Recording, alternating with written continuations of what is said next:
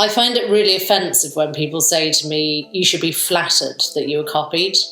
No one would say that to a band if their songs were ripped off.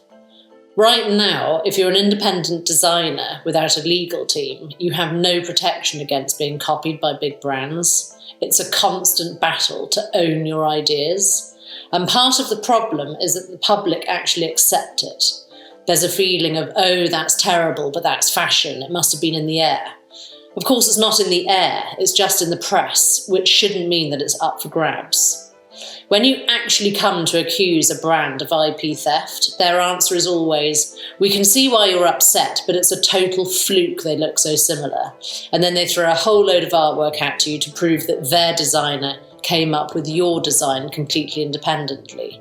And unless you have a huge legal war chest ready to argue with them, they'll bleed you dry with endless lawyers' letters you don't have the money to reply to, and the clock will run out, which is why so many small designers simply let them get away with it.